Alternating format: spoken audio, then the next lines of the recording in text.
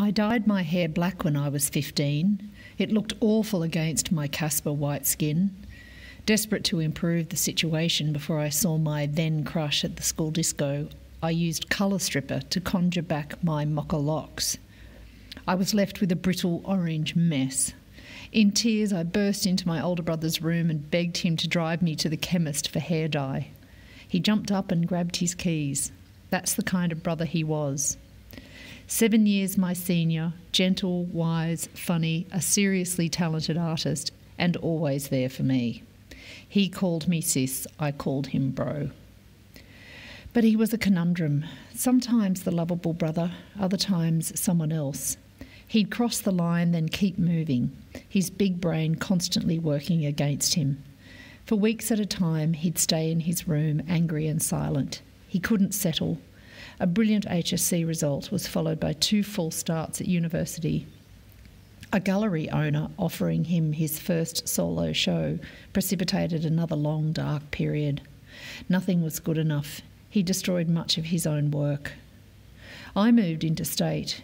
In his 30s, he left home and set up house with a cousin. He got a job and coasted into something like independent life. It didn't last.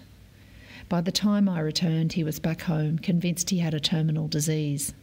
No specialist could find anything wrong, but he quit his job and his life contracted.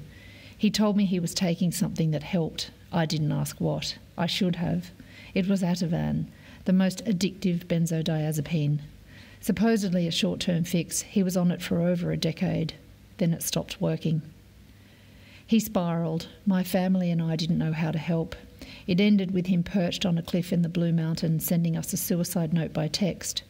He didn't jump, but that's when we lost him. Our new reality is a haze of psychiatric clinics, ECT, medications, and furiously treading water, trying not to be sucked under ourselves. Physically tackling him when he was in the grip of psychosis to stop him harming my parents was my lowest point. It felt like forever till the police came. My brother wouldn't do these things. I don't recognise him now. He looks similar but heavier, sadder, slower.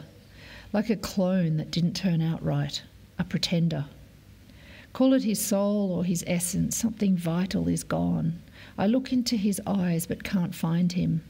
There are still times something compels him back to the clifftop. His psychiatrist says people often work themselves up to it, the act of leaving. Mental illness and drugs stole my brother, leaving behind this shell. Mourning someone who is still there is like lying on the grass watching clouds drift past. Where was the beginning? Where is the end? I don't know. I just know that I miss my bro.